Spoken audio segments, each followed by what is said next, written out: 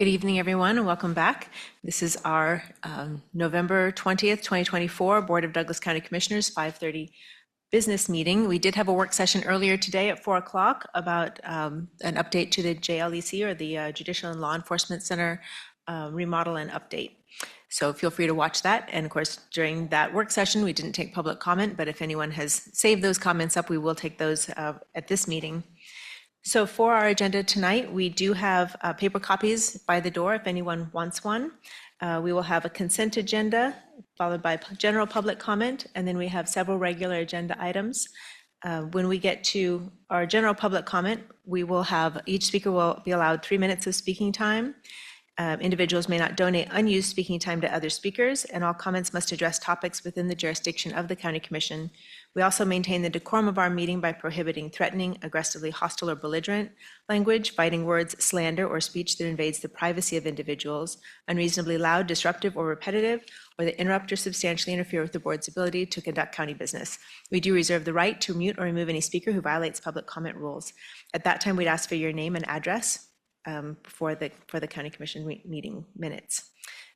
Please know that comments received by the Commission during our meetings do not necessarily represent the views of Douglas County government, but we value the input.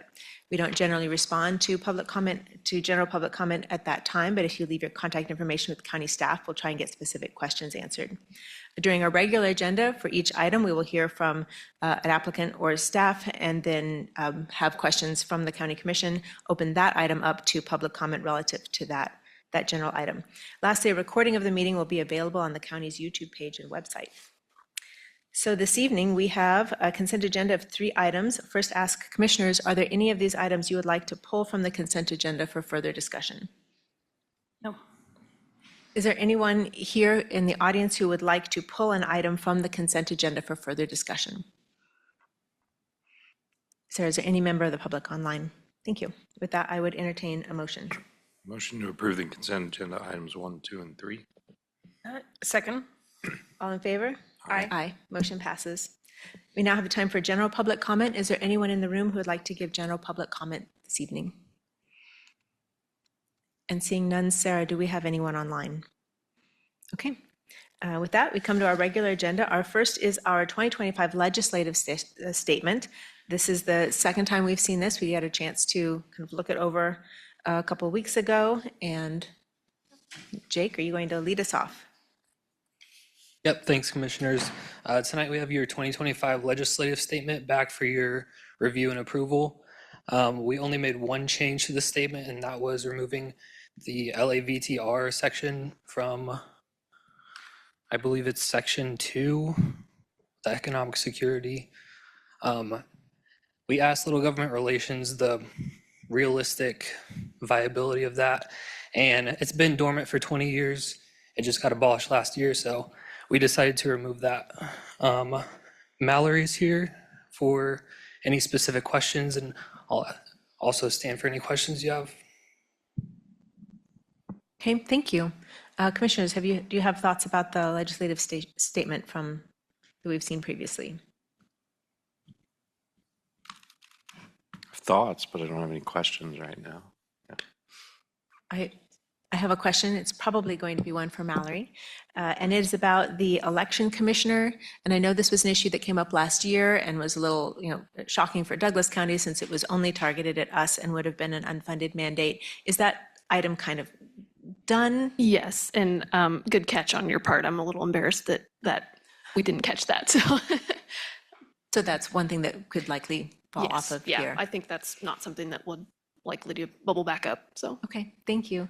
And within our 1-page limit, 2 sides of the page, that gives us a little space if there's another item that commissioners would like to have on there. I had a question, and this is something I actually talked with Sarah about. This is based on the conversation we had with the 5 largest counties. And Mallory, you were there for that. It was about the motor vehicle the motor vehicle fees and funds, and how it costs counties more than what we generate back from the state by collecting those taxes. That rose to the top as something that the 5 counties wanted to elevate. Should that also have a spot on our legislative agenda?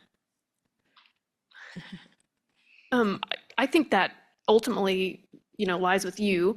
If it certainly from that meeting sounded like it was something that is important to everybody, and if it's and certainly a financial situation that has gotten out of hand over maybe 30 years, it sounds like, has been an issue for that long. So, I mean, if that is something that has risen to that level of importance, I certainly don't see anything wrong with highlighting it on there. Commissioners, is that something you want to talk about after we hear public comment, or is that of interest? I think it's fine to hear public comment first and then make a determination. I had another couple of questions about the wording on, let me pull it up again.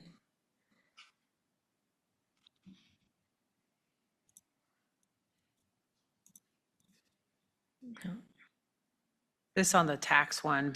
Yes. So I think this is on the bullet point labeled spending and tax lids. Yes. And so the question was, the statement is spending and tax lids support repealing the statutory requirement for legislative approval of county sales tax decisions. And I wondered if that needed to be broadened to, tax decisions. What I'm trying to get at is, do we need to either spell out or kind of leave room for that R&R conversation? And what's the best way to manage that? And also, past discussions of tax lids and such things. Mallory, you can come up. I do think, Commissioner, after these are two separate issues, right now there is a statutory requirement for legislative approval on county sales tax decisions. We would support that repeal. So that is one specific issue. The second one is constitutional statutory amendments on which you could say any additional spending if you wanted to make it clear that it is, mostly about property tax, and that might be where, but I don't really want to remove the first sentence or broaden it, because it's very specific that, like, in order for us to go, so if we wanted to put a sales tax out there, we have to have legislative authority. Right. But then if we wanted to add the word any and to impose any additional spending, I think that would make it clear that that's property or sales. On the R&R issue, I think I'd leave that to Mallory. I don't know how much, I think we would need to get into more of a sentence about, like, how do we feel about, why do we not like the R&R but I don't know if you have thoughts, Mallory. Yeah, so as much as people may not like that, I don't think we're going to get rid of it. It's probably here to stay. And I know there's been a lot of conversation among local government folks that if you're going to make us live with this, here's a few things we could do to tweak it, make it better. I don't think that's likely to happen, but if there's something you want to put in here about, making accommodations for new construction or inflation or something, those are kind of the most common things I think we hear among local government folks to make it a bit more palatable. So we could certainly look at adding a sentence in there to incorporate that. And is it maybe more important than that to look at, I know there's been conversation about whether they would limit valuation increases, kind of artificially limit valuation increases, like California has done something for locking that in. There's been talk about it at Kansas. Is that something And that's that? what I think the second sentence is, oppose any constitutional or statutory amendment. That's what we meant for that to speak to. Okay, and that's clear enough to all but me that that's getting at that. It is to me. Okay. I'm fine. I think that's accurate. Okay. Looks like And again, if I may, again, the beauty of leaving some of this broad is that when we when we do get these specific proposals, and we will, that's then an opportunity for us to come in and we can absolutely provide more context. Okay, that sounds good. Thank you. Commissioner? My only comment was, it seems small. Maybe it's the second bullet down now since we've removed the election commissioner part. But the one bullet is not bolded there. It's just a weird formatting thing if we wanted to move Between Kansas Food Action Network policy platform, give it a title. It's just sort of stood out to me, and just from an ease of reading.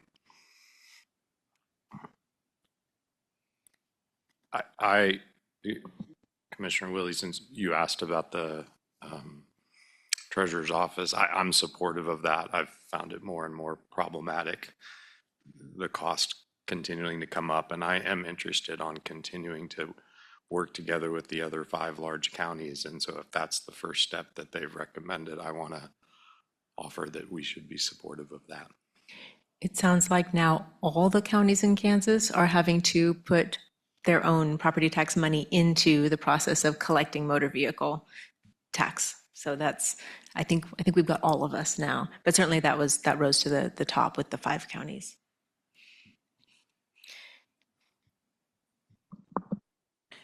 I would also be supportive of adding something to that. I don't know exactly what the language for that would be, but to your other point, if the election commissioner sentence could be replaced with something that speaks to that, I would be supportive of that.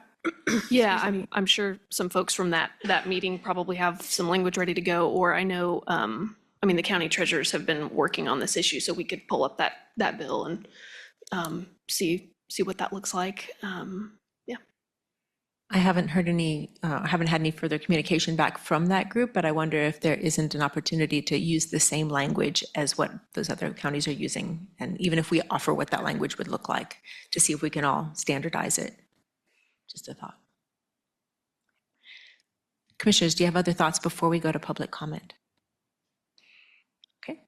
This is a public comment item. Is there any member of the public here who would like to speak on this? Okay, seeing none, Sarah, do we have anyone online? All right, bringing it back to the commission for either further comments, alterations, or motions. So commissioners, how do we feel about, I mean, there's nothing saying that we have to approve this evening. There's no timeline we're hitting. We could ask for specific language brought back to us. Sarah is nodding her head yes, that we could wait on that, on the specific thing around motor vehicles, and then approve it. And maybe on a consent agenda. Sarah, I think that would be fine. So, yeah. Would we have enough to approve on consent? I don't know that we're getting a lot of. Would that be enough to approve on consent if we had talked about the substance that we wanted? There's no requirement for this to be an action item. Okay. Yeah, I was going to suggest the same thing, that we'll all have a chance to read it. And so if we do have further questions about whatever that last sentence or 2 will be, we can pull it from consent procedurally. In which case, we don't need any motion at all, or do we need a Nope, motion to you're just- defer? You're just tabling it, or you just no action tonight, and then we'll hopefully get it wrapped up and bring it back to you on the 4th on consent. Thank you, Mallory. Appreciate that. Thank you. Mallory, thank you. Okay. That brings us to item number 3.2. This is also an administration item. This is about the Senior Resource Center. There's been some conversations, and Jill is going to walk us through. Good evening, Commissioners. You have a cover memo that gives a summary of the work that admin and SRC staff have done in the past few months coming out of the budget deliberations, where there was an interest in exploring what it would look like for the Senior Resource Center to become a county department.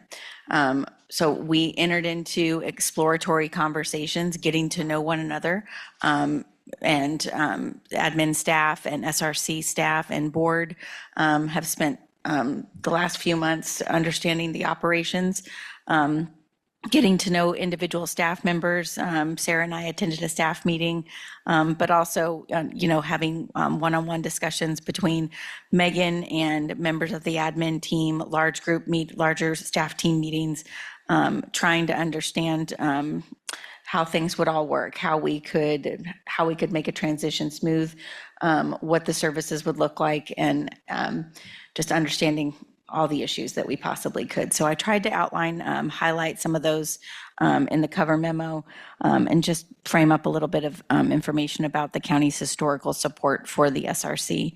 But I think what's important is, the big thing we wanted to do tonight is just give you all an update on where we're at with this process. There's still a lot of questions, a lot of information that we need, but we have learned a lot over the past few months.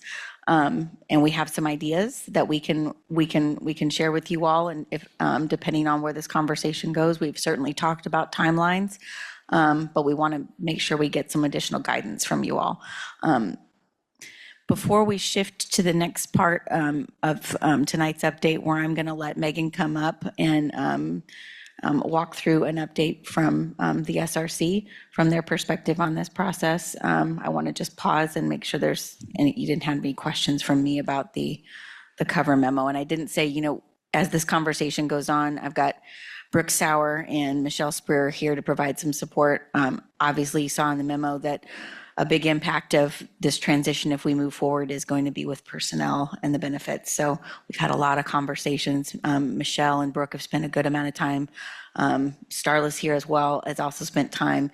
Our fleet management staff have spent time, Jimmy, trying to understand what it would look like to provide that level of support. So staff is here to respond to questions only if they come up. So I just wanted to flag that. And if not, Megan, do you want to come up and I'll queue up the PowerPoint, and you want to, Diane, you want to come up and introduce yourself too real quickly before? Yeah, I think that would be nice.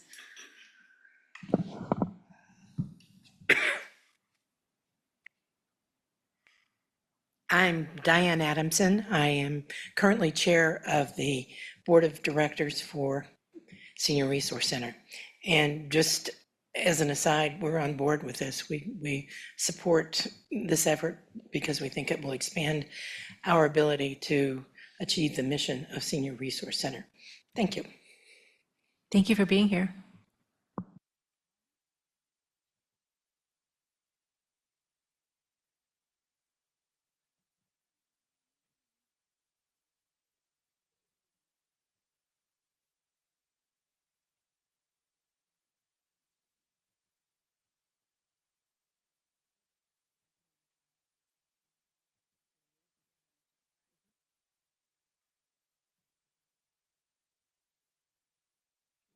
Is it on the agenda? Yeah. Everything has to go to PDF when it goes on the agenda. I mean, I could run it from that if you want me to. Okay.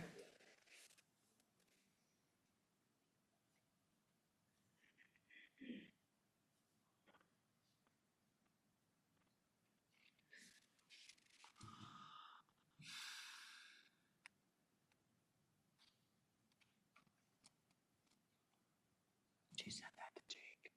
Thanks.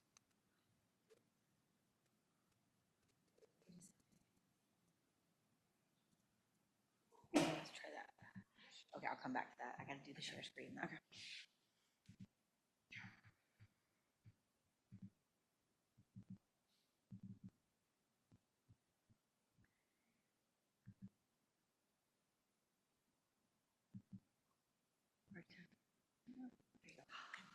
Go nuts.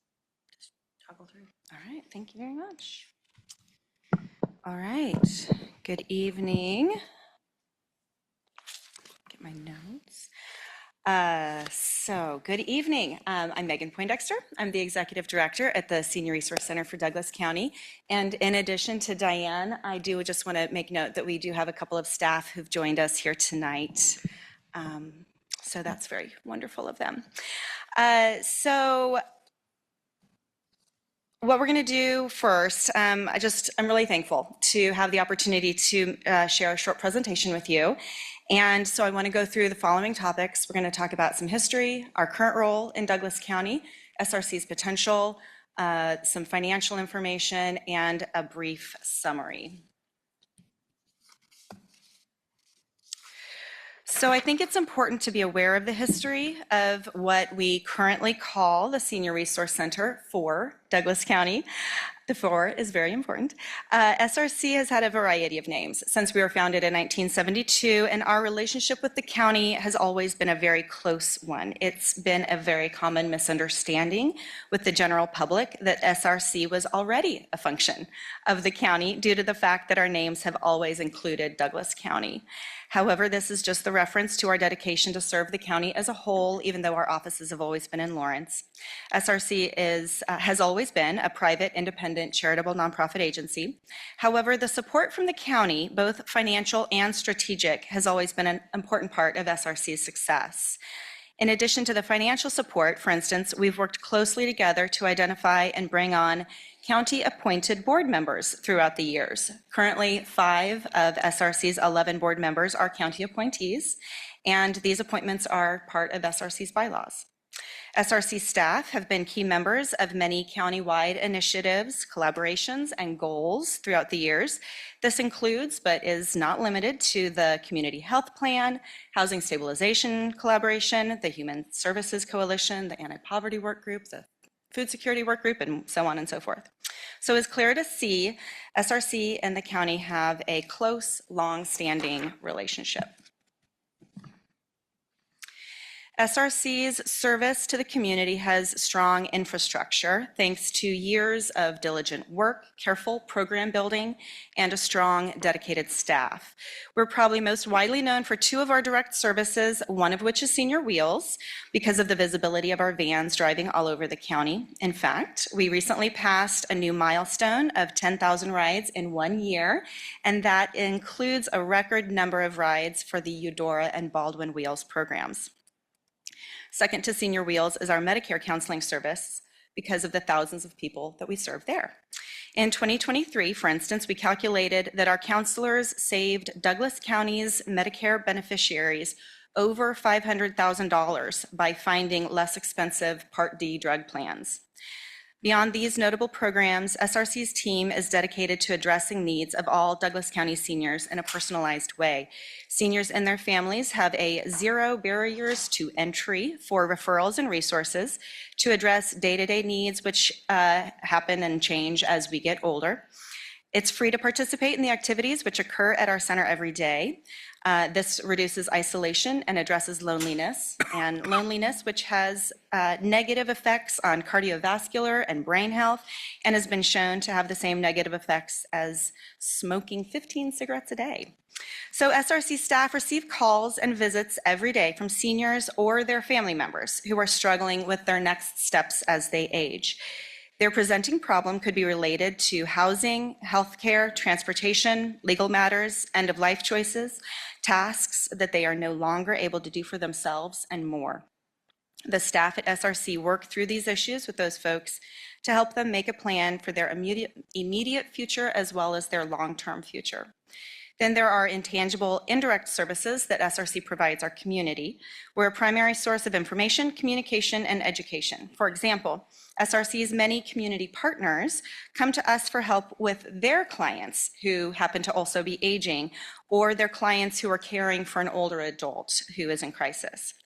SRC also advocates at the state level through our relationship with the Kansas Department of Aging and Disabilities. For example, I was asked to testify this past fall at the KDAD's budget hearings about the impact that insufficient funding has on quality of services.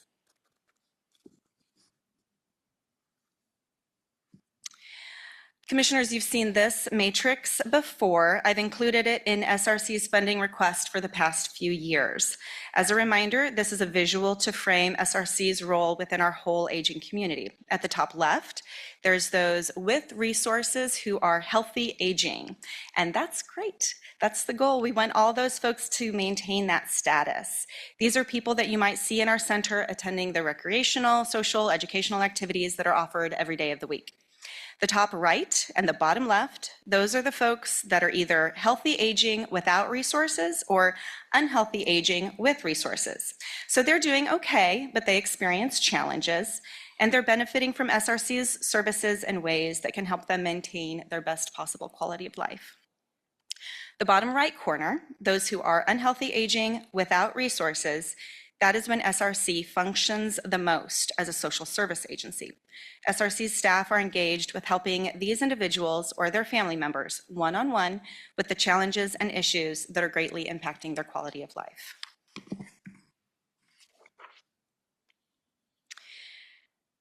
Today, because of our deficit financial projections, SRC's goals are very simple: to maintain our current programs and quality of services as long as we can. But to do even that, SRC needs to be financially secure. Because SRC's potential is more than just maintain, we could build our programs and improve our quality to serve the people in all 4 quadrants of the matrix we just looked at. We know there is demand and need, especially for those in that bottom right quadrant of the matrix, the folks and their families who need the assistance the most. What SRC has learned is one of our superpowers is the agility to respond to emerging needs of our seniors as those needs arise. We've been able to respond quickly to issues that impact people in very personal, physical, and financial ways. A recent example is when a couple of months ago, LMH Health announced they would no longer take 2 Medicare Advantage plans. SRC quickly ramped up our fall open enrollment Medicare counseling to triple our normal capacity. As a side note, because SRC has the contract from the state of Kansas as our area's Senior Health Insurance Counseling for Kansas, or SHIC, program, our volunteers help enroll people in their Medicare plans for free, whereas insurance brokers get paid by the insurance carriers up to $600 a person, which clearly can impact those brokers' objectivity. This last-minute expansion of our Medicare open enrollment program was a team effort. It was our entire organization, from leadership to program managers, to facility oversight, to technical needs, to the excellent customer service for seniors who are being impacted. So we did all of that while still doing everything that we do every day, all year round. So as you can see, what we want to do the most is our important work for the community. And if we had capacity, we are sure we could do more. So why is it important that SRC maintain our services and be ready to grow and evolve? This is a screen grab from the demographics section of the 2020 U.S. Census for Douglas County. It is a little grainy, so my apologies on that. But what you can see is that as of 4 years ago, there were over 21,000 people over the age of 60 in Douglas County. We also know that the oldest of the baby boomers will turn 80 in about 2 years and progress on from there. While at the same time, in the coming 20 years, over 30,000 more people will turn 60. So over the next 20 years, there are over 53,000 senior residents that SRC can serve, and that is almost half of our 2020 census population. It's so easy for younger people to think that services for seniors do not impact their lives. As I always say, everyone is either a senior or a future senior, and the only way for that not to happen is not ideal. So getting older is actually the goal for all of us. What this graph doesn't show, but that we know is true, is there are also family members who are caring for aging loved ones. SRC also supports those family members. So if only we could calculate that number plus the number of the older adults. We all want the best possible quality of life for when we are 60 and over, for ourselves, our families, our neighbors, and SRC's mission is to help make that happen. What will it take for SRC to be able to be here to serve all of these people for the next 20 years and beyond? So since I became the executive director in 2019, I've known we had a concern about long-term revenue versus expenses. From 2017 to 2019, we were relocated to Peasley Tech. Our budget was unusual because expenses were down. We were unable to provide the same exact services that we want to for the community until we were back at our center downtown.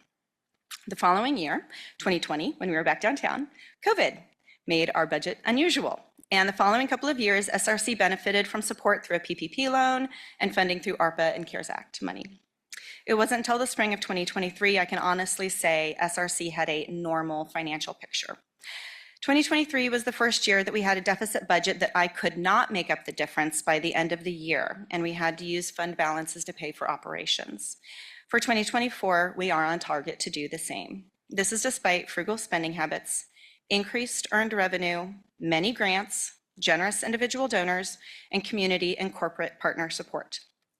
You might ask about fundraising events, increasing direct fundraising, adding paid participation for our seniors, and going for more grants. All are great revenue sources, but they also come with added expenses without guaranteed results. The fact is, operating expenses continue to go up and revenue is not keeping up. The overhead expenses we face are not ones we can cut. They are the base costs of doing business. Besides a handful of parity adjustments, staff are still being paid what they were paid 5 years ago. Benefits for staff are extremely limited.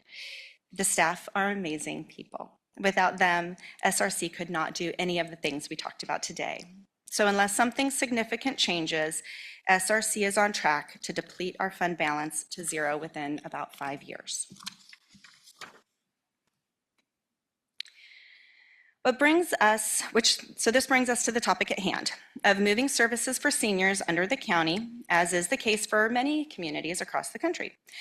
As a county entity, SRC's finances could stabilize. This includes efficiencies that could be realized through overhead expenses being merged. It includes purchasing power thanks to economy of scale. It includes the technical benefits thanks to the services the county already has in its business model, which SRC currently has to find and pay for privately, like vehicle repairs for senior wheels. It also includes the SRC staff becoming employees of the county, whereby their wages and benefits would become competitive. To me, as their employer, who witness the day-to-day work that they do, this is where the greatest value lies. The people who work at SRC love what they do. They're really good at it. It shows through the impressive tenure of our staff with an accumulated 154 years at SRC. To know that they can continue to do this work and pay their own bills is very meaningful to me. So, what about the benefits of being a private nonprofit agency as opposed to a government entity? It is my assertion that SRC's current IRS EIN would become the Friends of the Senior Resource Center. This continuity would allow for the revenue opportunities which are restricted to 501c3s to continue. Because the dollars currently in SRC's fund balance are private charitable donations and cannot be given to any organization besides another 501c3, a Friends group would be able to maintain these dollars and would start off with the resources necessary to move it forward. With a Friends group in place, the fundraising aspect could continue to subsidize SRC expenses. Additionally, this creates a natural opportunity for the existing SRC Board of Directors to remain in place to govern, but also advise, especially during a transition. I've met with other organizations who are either governmental or quasi-governmental and have Friends groups, and I've learned how their organizations manage their basic operational expenses and staffing logistics, and it seems a very reasonable piece of the equation.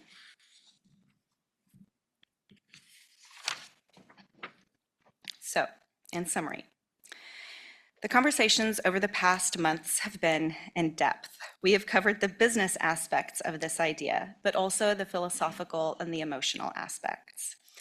No question that we have brought has been turned away. The county's staff have been thorough and thoughtful. The SRC staff have shared all of their concerns and have received earnest responses. The SRC board has been pleased at the opportunity for their fiduciary responsibilities to be met in a proactive way. Personally, people have asked me, what do I think about this idea? And my answer has always been the same. We should do whatever is best for the mission of SRC to ensure quality services for the seniors of Douglas County to continue. So at this point of this investigative process, it's my opinion and the opinion of the board and the staff of the Senior Resource Center that the mission of the Senior Resource Center would be well served as a department of the county. Thank you. Thank you.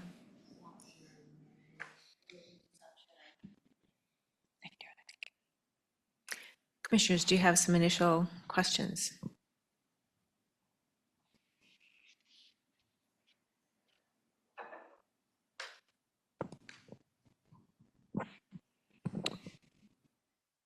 Go ahead, Commissioner.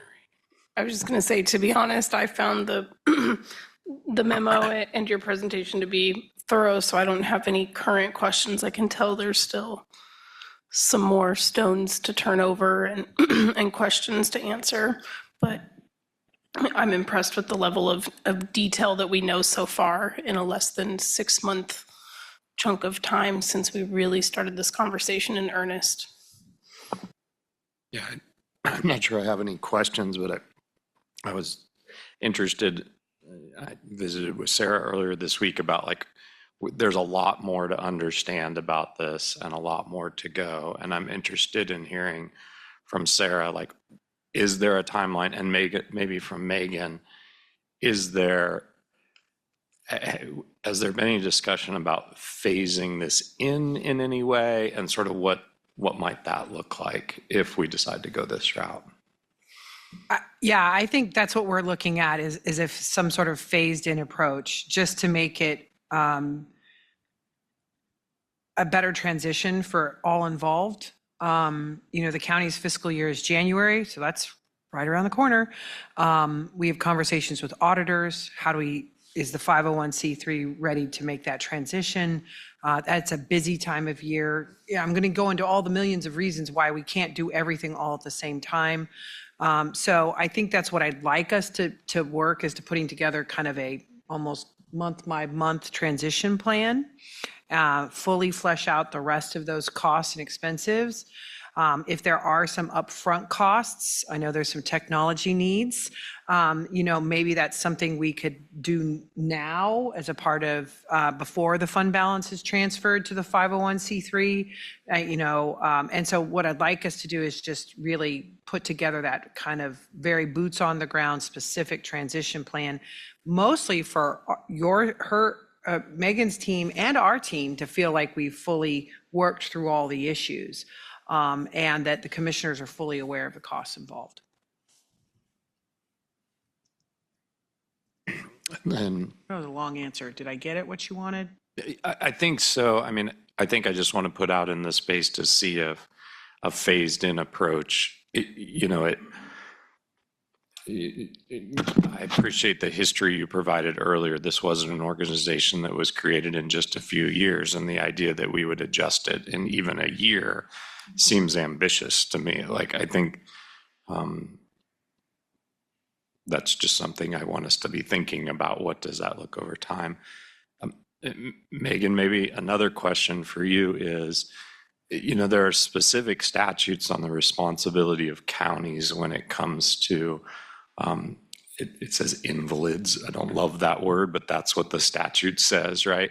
And I'm interested in hearing, I'm aware of other counties that have what the statute calls homes for the aged. But what do other counties do? Do they have similar relationships? This is unique, that what we're talking about. I'm sure you talk with people in similar positions as yours and other places in Kansas. Can you give us a bit of a picture of that? What I can tell you is that our current situation is what's unusual. The looking that we've done and the conversations that I've had, the majority of services for seniors are under some sort of local government, either city or county. And so there's a lot of other folks in the state who have been practicing this and who are available to ask questions about best practices, what they have found that works and doesn't work, so that we wouldn't need to necessarily create the wheel or take steps that are unnecessary or inefficient. Great.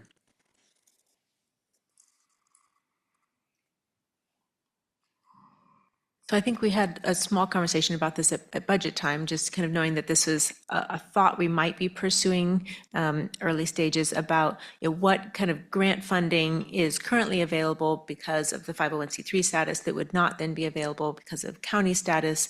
The Friends idea maybe captures some of that. I don't know if it would capture all of those grant possibilities, but it seemed like they were generally fairly minor anyway of things that wouldn't carry over. Because I was just looking at the list we'd kind of put of pros and cons financially, like the shared IT, shared fleet services, and things like that. One of the things that wasn't on there was grant availability based on status, but that still seems to be a fairly minor piece of the puzzle.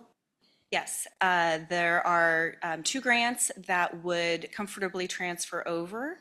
KDOT and KDADS. So the state of Kansas, as we said a moment ago, senior services in most areas of Kansas are part of a government entity.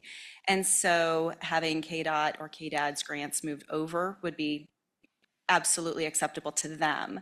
The ones that are required to go through a 501c3, honestly, our revenue from those types of grants are very meaningful. because they indicate local support from local foundations and organizations that we work with. They are not necessarily financially big pieces of the puzzle. And so I can't, of course, guarantee that they would carry forward with us. Just as an example, we got $2,500 just yesterday from the Lawrence Board of Realtors Foundation, which is fabulous and wonderful. And so hopefully they would be comfortable considering to go forward with us. So in terms of like individual giving, which I have known folks that have wanted, donations to go on their behalf, to go to the Senior Resource Center because of the services they've been provided there. Do you see any difference between folks who had that level of comfort donating to a 501c3 as individual givers versus a friends of something that is an entity that falls under the county? Do you see that changing at all? I'm not sure. I could understand if it does, at least for some folks.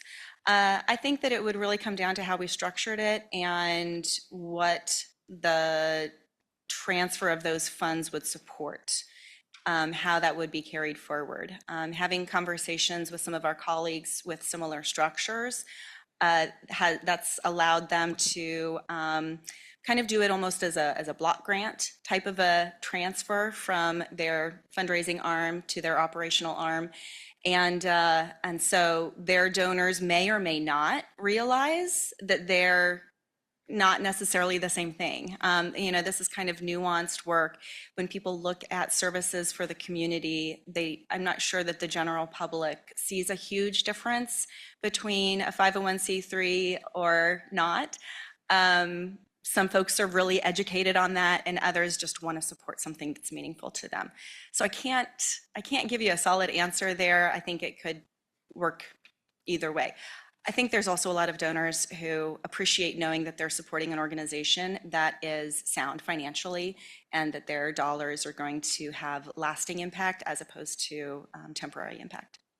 Commissioners, I was just going to share that one of the experiences that Sarah and I both had when we worked at Johnson County was that their area agency on aging, their mental health department and their developmental supports department, and their library, all have friends of groups that work just the way that we were thinking about how this would as well. And they align how that funding will be transferred in and complement the different expenditures and activities. So I think we just have to distinguish how we're going to prioritize the county's dollars. What are the activities that those will fund, and what are the extras, so to speak, but I feel confident that we can do that.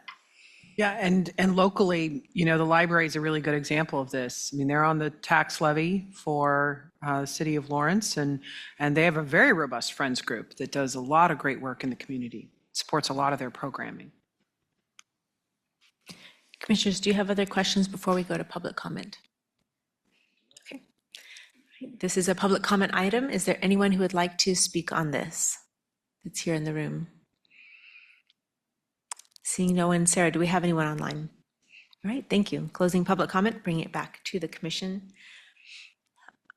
I would say so many of the pieces that I'm hearing from are, these are the questions I had. These are questions that are being answered and robustly between the conversations with Senior Resource Center and staff. The main thing that I just want us all to kind of recognize and be strategic and thoughtful about is that this is a paradigm shift for the county in terms of how we provide services. We provide many dollars worth of social services, but we provide them through partners. We are not generally in people's homes providing direct services. So even like LDCFM, that's it's an outside organization that we help fund. This would be substantially different to me, that this is a program that would come under the county, and it would be county employees interacting directly, providing social services with people. And the county's been in that business since 1866, but we got out of it as 1982 or so, whenever the care home was sold. And since then, this other model is how we've been working. We've been working through partners. And that does give us some level of insulation from the work. I wonder if it doesn't cut a little bit both ways in terms of, our reputation as a county. How does that impact people getting services? And then not every service goes well to the best of everyone's ability. How does that impact, thoughts about the county? So I just want to throw that out for what other thoughts have the two of you been having about our role as a direct service provider? Well, I mean, I'm glad you mentioned LDCFM. I think if the purpose, elders do better to age in place. And if we want to institutionalize care for elders, I don't think that's the way we should go. So I'm just sort of reacting first to this idea that we're bringing services to the home. I actually think in this case, that's a good thing to do rather than to institutionalize it. I look at it from a standpoint of,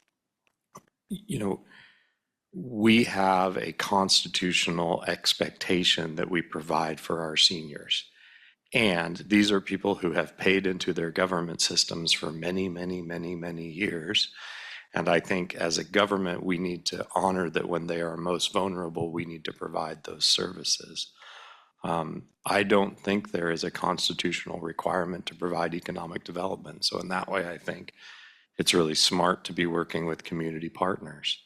And what I want us to do is to set up a process for thinking about, and I really appreciate staff's attention to this and how much it involved every department, for when a community partner gets in trouble, maybe financially, is it a right fit? The fact that Megan is saying, and that we've heard from Jill and Sarah, that it is not uncommon for senior services to work through a governmental agency, I think makes us a little bit unique, probably in the wrong way.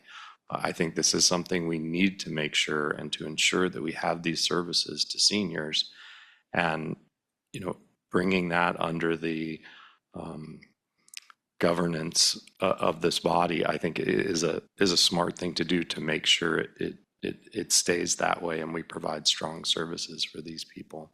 So that's a little bit of a rambling answer, but I have put a lot of thought into what you said, even as we talked about exploring it, and I just think this is the right group that needs some extra support from Douglas County.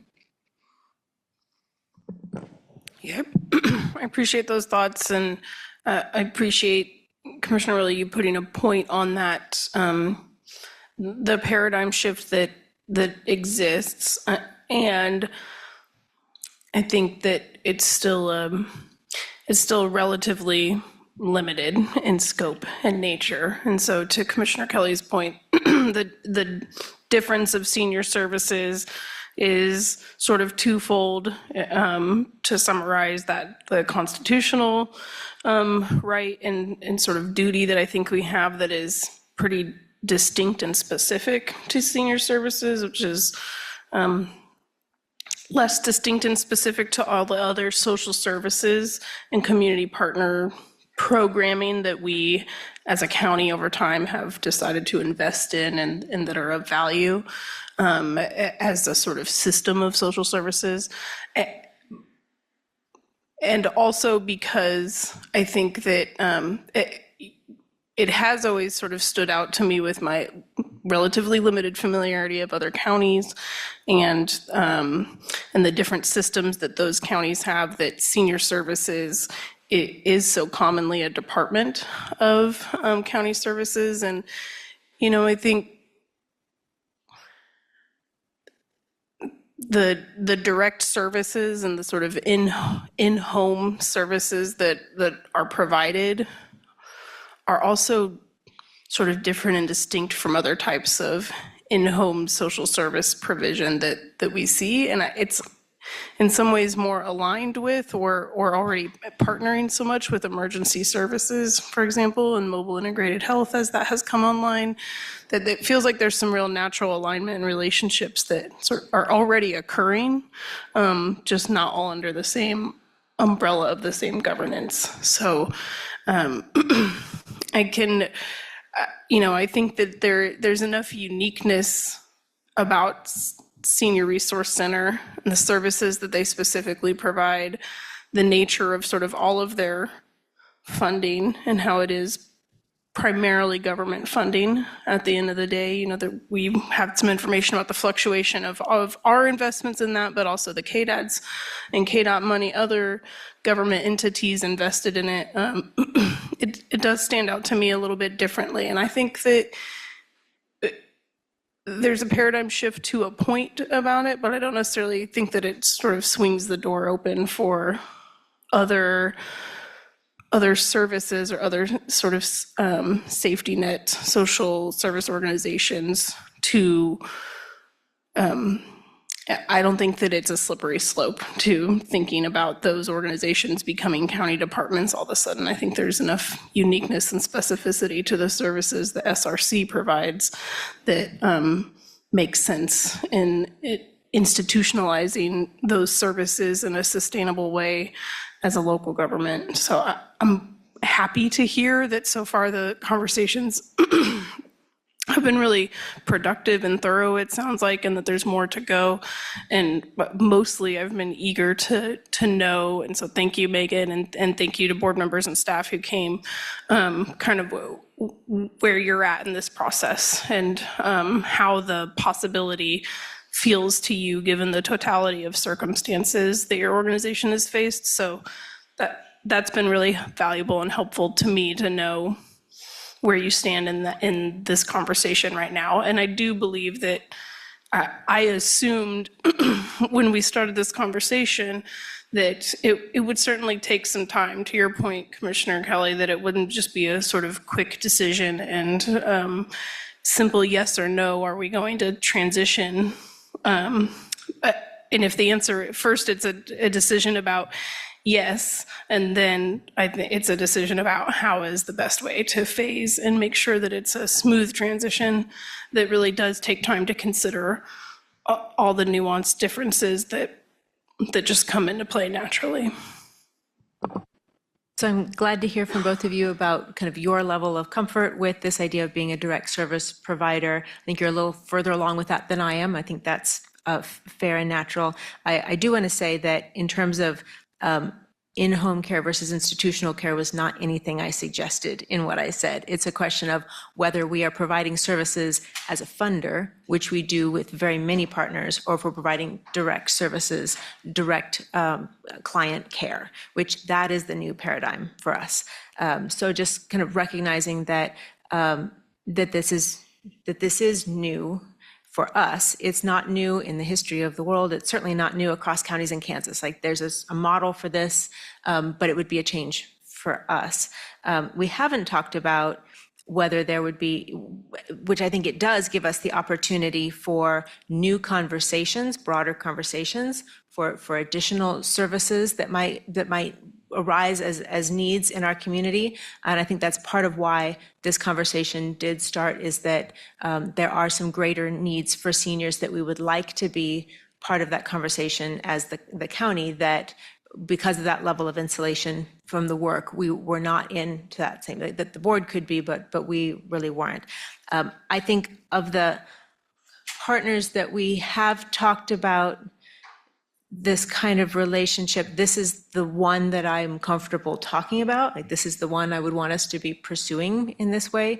There were some others that were suggested and that I'm not ready for those conversations. So I do think, rather not a slippery slope, but if we, if we change this paradigm, there are other conversations that may happen afterwards that we can certainly take up individually. It doesn't mean that we would be obligated in any way, but I do think that this is a change we would have to be really thoughtful about taking. I see Commissioner Kelly making. Yeah, I'm just trying to, I'm sorry if I misinterpreted direct client care, because I'm just sort of going through the types of things that we provide as a county and trying to understand, where is that, where is that line? Is Kansas Holistic Defenders something we provide? Is that direct client care, or is that not direct client care? Like, I'm just trying to understand. We're a funder. We are not that Yeah. board. We are not that entity. They're not a county department. That's the difference I'm talking about. Okay. I would say in the public safety space, we are definitely a direct service provider, both in terms of law enforcement, 911, community corrections, case management services. That But is a you're- very fair point. Thank you. Yeah, I mean, our colleagues with the community corrections, CJ services, they're really integrated into a lot of the spaces, the community problem solving spaces that even SRC's in sometimes when it comes to rent and utility assistance and wraparound support. So I forget about them sometimes too, but they have a huge bench in this work too that I think yeah. Yeah, I think that is an astute point. I think when you're thinking about social services, and that's what I'm hearing from you, and also narrowing my field of view, and thinking about all of the community partners that we fund and the services that they provide, and not the core functions of specifically our criminal justice system, which is in its very nature. But it also does look different, to your point, that than community-based organizations providing not court-ordered related needs. That's sort of the big distinction there. It'd be the first thing, and maybe I'm saying it's the first thing outside of kind of court-ordered law enforcement-related client care. Certainly not without precedent in other counties. It's a very normal thing to do. I know we talked about Kansas Holistic Defenders. I think there was another that might occur to me that was another thought around that process. I say this is the one that I'm glad we're having the conversation about. There are many pieces of it that I am comfortable with. I just want us to be aware of that point.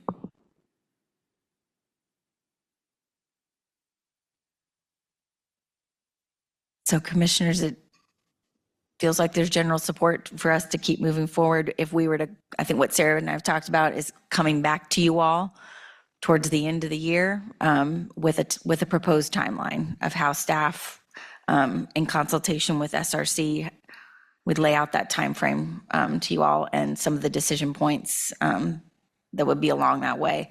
I think one of the first things that implications of that would be some funding decisions moving into the new year that we would account for in the service agreement.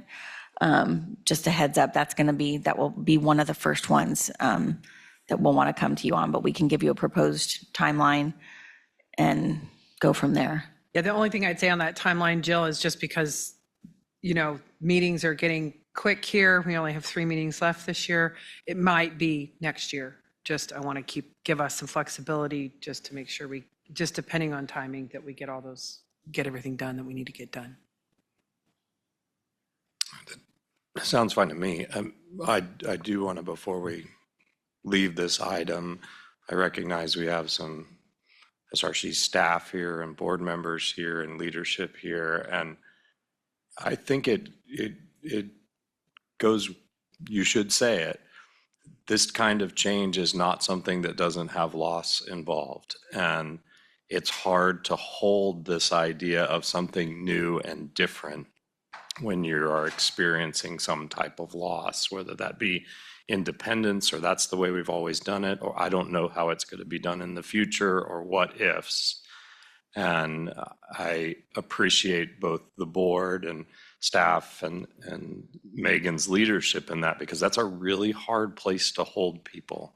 It's a really tough conversation to have, because the easiest thing to do is to say, no, everything's good. Let's just keep doing everything as it is and we'll make it work. But I think what I'm long-term concerned about is avoiding crisis.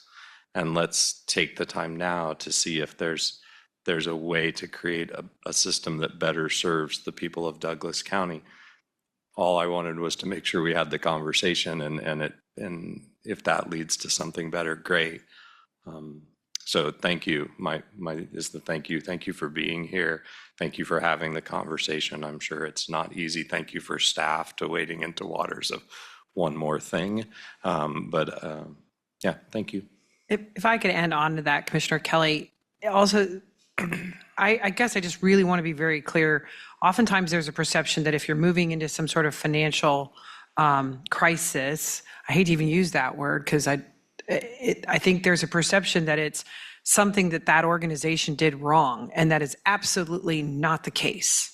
You know, and so I just want to make it clear to the commission and from our staff's perspective, SRC did nothing wrong in terms of being in the financial situation that they're in. Costs are increasing, and we think this service and the quality of the work it happens are so important that we want to, we want to preserve it, and we want to stabilize it, and we want to see it persevere. So it isn't. This is not. Oftentimes in this community, there's conversations about a nonprofit having some sort of financial crisis and government has to swoop in. To me, this would be the paradigm shift, is how do we have conversations around what an incredibly talented group and people, and what more can we achieve if we stabilize them with some of the things that we do really well, given that we already have a generational investment in SRC from our organization. So I just want to, I appreciate that there's a reason why we're having this conversation, but it's not because of anything, anything sensational or anything like that. I appreciate you stating that. I think all of us kind of were aware that that was the case, and also as we are their largest funder, we would share in some of that also. So I'm glad for you to state that out loud. I also really value that there would be a continuing and ongoing role for the board members and community members to speak into the process, and not have it just those long-time voices with institutional knowledge, outside of the equation, and then it come under the county as a department. Even at that Friends level, just knowing that there is community eyes on the work as we make that transition, and to advise on that, it matters a lot to me. Commissioners, other thoughts? This is an informational only item at this point. I think we are looking to have staff continue to work on this. Is that right? Right. I do very much value our seniors and our conversations around seniors. I think we have a lot of work to do in this space, and I'm glad to have this partnership and in whatever unfolds for it, to have that conversation. So do you have a motion for me? So that moves us to our third item, which is an executive session, and I will make a motion for that. I move that we recess into executive session to discuss an employee contract. The justification is to discuss personnel matters of non-elected personnel and for consultation with the county councilor, which would be deemed privileged in the attorney-client relationship. Attending the executive session will be John Bullock, Douglas County Councilor.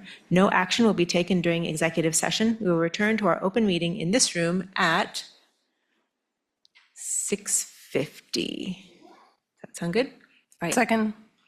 All in favor? Aye. Aye. Thank you. So we're back at 7:10. Thank you all.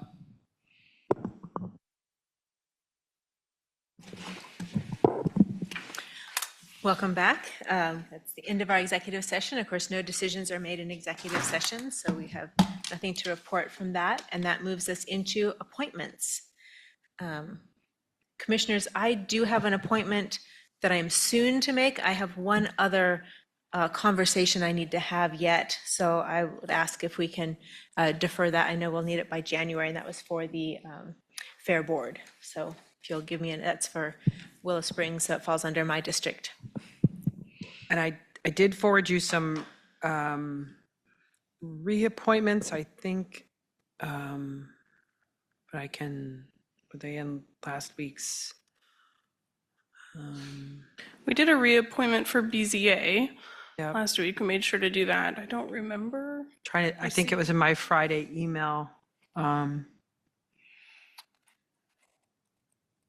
Food Policy Council. Yes. There's two So there's people. one for Susie Mooney for position 1. She would like to be reappointed. Her term expires at the end of December. And then Ben Sykes, who would also like to be reappointed, his position expires in the end of December as well. Comfortable with both of those, but Susie Mooney for sure is a really valued connection back to our agricultural community. So I find that a really high value to have her reappointed. Sounds like a motion. I will make it one. Second. I move that we reappoint Susie Mooney to the Food Policy Council. Second. All in favor? Aye. Thank you, motion carries. And Ben Ben Sykes, Sykes, make a motion to appoint Ben Sykes, to the Food Policy Council. second. Double seconds. Commissioner Reed gets it. All in favor? Aye. Aye, thank you. Sarah, were there others? I haven't have your memo. I think those were the only two that I have right now, but I'm going to have a few more coming to you. Okay, thank you. All right. And that moves us to Sarah's memo. Thank you, Commissioners. My updated memo is attached. Just want to remind Commissioners that if you want us to RSVP for you for the EDC Rising Together update in December, let us know. Also, I wanted to put an update into this memo. We talked at budget time around Consolidated Fire District Number 1, switching from their independent insurance to county insurance. We put that analysis together, and it now is it's much more financially advantageous to them to pay the full cost of the employer's share to join the county's health insurance. So we are planning to proceed with that change starting as of 1/1 of 2025. And so if you have questions on that, let us know. We're going to be planning meetings with staff to talk through those changes. How many employees are we talking about? Is it four or five? Yeah. Okay. Yeah, it's those, just the staff positions. LDCFM's 2024 Annual Compliance Report, which is part of their accreditation process, is also attached. Commissioners, we don't meet next week, and I do not have any other work sessions planned for the remainder of 2024. We will meet on the 4th, and the 11th and the 18th is my plan so far for the rest of the year. And that's all I have. All right, Commissioners, do you have anything else to share under miscellaneous? Nothing from me. No. All right, with that, we are adjourned. See you all in 2 weeks. Thank you.